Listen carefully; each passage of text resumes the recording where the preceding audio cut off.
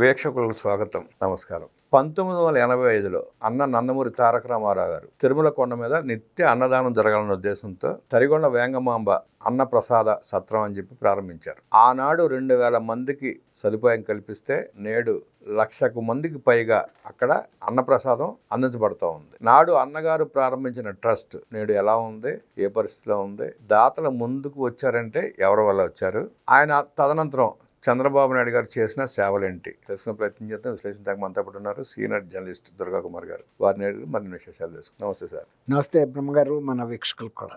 శ్రీ వెంకటేశ్వర అన్నదాన ప్రసాద తరిగొండ వేంగమాంబ సత్రం, ఆ కార్యక్రమాన్ని ఆనాడు అన్నగారు భక్తులకు ఇబ్బంది కలగకుండా ఉండటం కోసం స్వామివారి ప్రసాదాన్ని భోజన రూపంలో అందించడం ఉద్దేశంతో ప్రవేశపెట్టారు. ఆ పథకం అప్పుడు ప్రారంభించినప్పుడు ఎలా ఉంది, ఇప్పుడు ఎలా ఉందంటారు? ఎట్లా చూస్తారు, ఎట్లా విశేషం? అసలు నిజానికి తిరుమల తిరుపతి అనేది మన ఆంధ్రప్రదేశ్లోనే కాదు, భారతదేశంలోనూ ప్రపంచంలో కూడా ఒక ముఖ్య దేవస్థానాల్లో అది ఒకటండి. ఎన్ని మత సాంప్రదాయాలు, ఇప్పుడు అమృత్సర్ స్వర్ణ దేవాలయం ఎట్లాగో, లేకపోతే రోమ్ పోపు ఇది ఎలాగో చర్చి, అలా ప్రపంచ స్థాయి కలిగినటువంటి దేవాలయం తిరుమల తిరుపతి దేవస్థానం. అక్కడ 1985 వరకు ఎంతో ఆదాయం వస్తున్నప్పటికీ కూడా తిరుమలలో ఇలాంటి నిత్యాన్నదానం అనేది రెగ్యులర్ గా చేయటం లేదు. ఏదైనా సందర్భాన్ని బట్టి కొంత చేస్తే చేశారు, కానీ అలా కాకుండా ఇప్పుడు కూడా ప్రతిరోజు అప్పుడు 1985 నాటికి కొన్ని వేల మంది వస్తూ ఉండేవాళ్ళు. కాబట్టి ఇంతమంది భక్తులు వస్తున్నప్పుడు ఎవరైతే ఈ ప్రసాదం స్వీకరించదలుచుకున్నారో వాళ్ళకి ఉచితంగా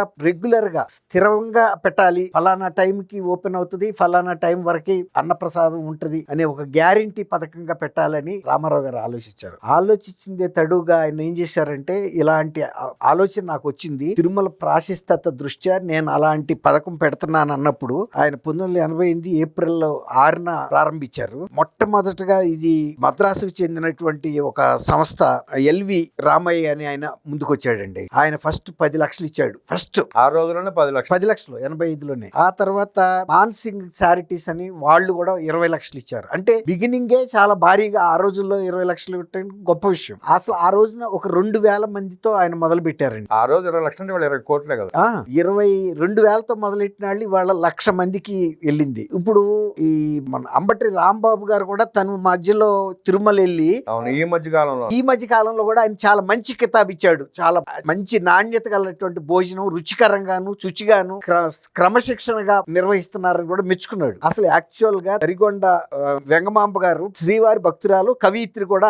ఆమె అనేక పద్యాలు కూడా ఆయన మీద రాసింది. తర్వాత ఏంటంటే ఆమె ఎంత భక్తురాలంటే ఆఖరి గుడి మూసే ముందుగా ఆమె పద్యాలు సమర్పించడానికి ఆమెకి ప్రత్యేకమైన అనుమతి ఉండేది. గుడి మూసే ముందు ఆఖరిగా ఆయన పద్యాలతో సేవించేది. 87 వయసులో ఆమె 1817లో చనిపోయారు. అప్పటి నుంచి కూడా ఆమె అన్నదానం, అప్పుడు బతికున్నప్పుడు కూడా ఆమె అన్నదానం చేసేవారు. అందువల్లే రామారావు గారు వెంగమాంబ అన్నదాన సత్రం అని పెట్టారు. అయితే ఇది 2014లో టీటీడీ వాళ్ళు ఏం చేశారంటే, వెంగమాంబ కాకుండా శ్రీ వెంకటేశ్వర అన్నప్రసాద ట్రస్ట్ అనేది ఒకదాన్ని పెట్టేశారు. దాంట్లో ఇవాళ 2,200 కోట్ల రూపాయల స్థిర నిధి ఉందండి, ఫిక్స్డ్ డిపాజిట్స్. ఇది కాకుండా వాళ్ళకి ప్రతి రోజు 44 లక్షల రూపాయల భోజనాలకి ఖర్చు వస్తనేది ఒక అంచనా తేలిపోయింది. తర్వాత 9.7 లక్షల మంది దాతలు ఉన్నారు, అంటే ఈ ప్రోగ్రామ్ కి స్పాన్సర్ చేసేవాళ్ళు. అలా కాకుండా కూడా అనేక మంది భోజనం చేసిన సందర్భంలో ఇప్పుడు అంబటి రాంబాబు గారు కితాబ్ ఇచ్చినట్టుగానే ఎవరైనా హిందూ మతంలో ఏంటంటే, భోజనాలు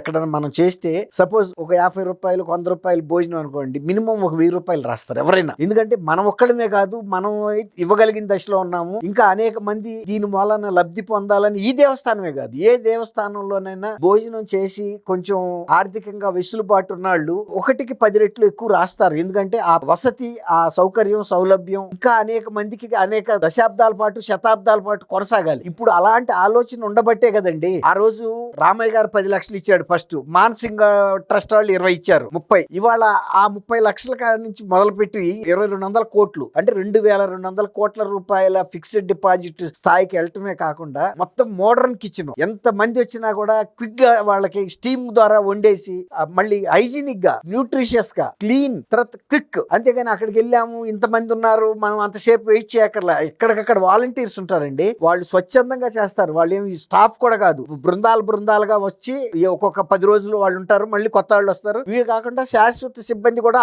సూపర్వైజ్ చేస్తారు. ఎందుకంటే ఒక సిస్టమేటిక్ గా వెళ్ళాలి, ఆ కంటిన్యూషన్ ఆఫ్ సిస్టమ్ అనేది. అట్లాంటి కిచెన్ ఏర్పాటు చేయటం, దాన్ని నిర్వహించడం, ప్రతిరోజు 1,00,000 మంది భక్తులు వచ్చినా కూడా ఎవరికి అసౌకర్యం లేకుండా ఎక్కువసేపు మాకు ఇక్కడ ప్రసాదం దగ్గర టైం, అక్కడ ప్రతిదీ కూడా క్విక్ గా జరగాలి కదండి. అనేక దేవాలయాలు సందర్శించాలి వాళ్ళు, తర్వాత వాళ్ళకి ఆ దర్శన టైం కి మళ్ళీ శ్రీవారి క్యూ కాంప్లెక్స్ లోకి వెళ్ళాలి, ముందు ఆకలి మీద వస్తారు. అందించాలి. అవును, గతంలో ఎట్లాంటి ఇబ్బందులు పడేవాళ్ళు తిరుపతి వెళ్తే, ఇవాళ రామారావు గారు 85లో ఎప్పుడైతే ఈ నిత్యాన్నదానం పెట్టాడో పెద్ద పెద్ద ఆఫీసర్లు, పెద్ద పెద్ద వ్యాపారులు, పారిశ్రామికవేత్తలు కూడా వెళ్ళి తింటున్నారు. చంద్రబాబు నాయుడు గారు ఎప్పుడు వెళ్ళినా వాళ్ళ కుటుంబ సభ్యులతో మనవడతో సహా వెళ్ళి అక్కడ తింటారు. వాళ్ళు వడ్డిస్తారు. చెప్తున్నా, ప్రతి దేవాంశ్ బాబు పుట్టినరోజుకి ఆయన కనీసం 40-50 లక్షలు ఎంతో 44 లక్షలు ఆయన ఎప్పుడు విరాళం కూడా ఇస్తారు. ఇప్పుడు అట్లా విరాళాలు ఇవ్వబట్టే ఇప్పుడు అన్నదాన ట్రస్ట్ లో 2,200 కోట్లు స్థిరంగా కొనసాగుతుంది. ఇంకా పెరుగుతుందండి, అది 3,000 కోట్లకు కూడా వెళ్తుందండి. ఎందుకంటే ప్రజలు బాగా ఆదరిస్తున్నారు శ్రీవారి దగ్గర జరుగుతున్న సేవలు. ఇప్పుడు మొన్నంటే ఆ లడ్డు కల్తీ ప్రసాదం అయిన తర్వాత కొంచెం మనసులు వికలమైనవి, కానీ ఇప్పుడు అవన్నీ కూడా మళ్ళీ రికవర్ అవుతున్నారు. ఇప్పుడు అంబటి రాంబాబు కూడా మెచ్చుకున్నాడు. అంటే ఆయన ఎప్పుడైనా విమర్శించడానికి ప్రయత్నిస్తాడు, కానీ అక్కడ పూర్తి స్థాయిలో ఆయన ఊహకు కూడా మించి డిసిప్లిన్ గా జరిగింది. ఒక నాణ్యమైన భోజనాలు పెడుతున్నారు, ఒక భక్తి భావంతోను వినయంగాను. అవన్నీ కూడా ముఖ్యం అండి. ఏదో పడేయటం కాదు, భక్తుల పట్ల ఆదరణగా పెడతారు, గౌరవంతో పెడతారు. అంతేగాని అటు ఇటు విసిరినట్టుగా పడేస్తే కూడా మనసు నొచ్చుకుంటదండి. చాలా జాగ్రత్తగా నిర్వహిస్తున్నారు. సరే, ఇక్కడ గొప్పతనం ఏంటంటే, గొప్ప విషయం చెప్పుకోవాలి మనం. 5 స్టార్ హోటల్స్ లో కూడా చిన్న చిన్న పొరపాట్లు జరుగుతాయి. 200-300 భోజనం చేసే దగ్గర కూడా ఇక్కడ నిత్యం 1,00,000 మంది భోజనం చేసే కిచెన్ లో కూడా చిన్న మచ్చ కూడా రాల 4 దశాబ్దాల్లో. అదేనండి, ఎందుకంటే అలాంటి వ్యవస్థని రూపొందించారండి. ప్రతి దగ్గర చెక్, క్వాలిటీ చెక్ జరుగుతూ ఉంటది. తర్వాత ఫాల్ట్ జరగనట్టుగా స్టీమ్ అంత మోడర్న్, ఎక్కడా కూడా ఏది చేతులతో ముట్టుకునే పరిస్థితి ఉండదండి. అంతా కూడా ఆటోమేటైజేషన్ ద్వారా వెళ్ళిపోతాయి. వడ్డిచ్చేటప్పుడు కూడా ఒక బాధ్యత కలిగినటువంటి వ్యక్తులు ఉంటారు. తర్వాత డైనింగ్ హాల్స్ కూడా అలా మెయింటైన్ చేస్తారండి. టేబుల్స్ కానీ ప్రతిదీ మీరు అన్నట్టు ఏగా దోమ కూడా ఎక్కడ కూడా కనపడదు. అది టీటీడీ గొప్పదనం. శ్రీవారి పట్ల పాలక మండలి తీసుకునే శ్రద్ధ, ఇవన్నీ కూడా ఉంటాయండి. అన్న నందమూరి తారక రామారావు గారు ప్రవేశపెట్టిన నిత్యాన్నదాన పథకం 41 సంవత్సరాలు పూర్తి చేసుకున్న సందర్భంగా ఆ అన్నదాన పథకం గురించి అనేక విషయాలు మనతో పంచుకున్న దుర్గా కుమార్ గారికి ధన్యవాదాలు తెలియజేస్తూ నమస్కారం.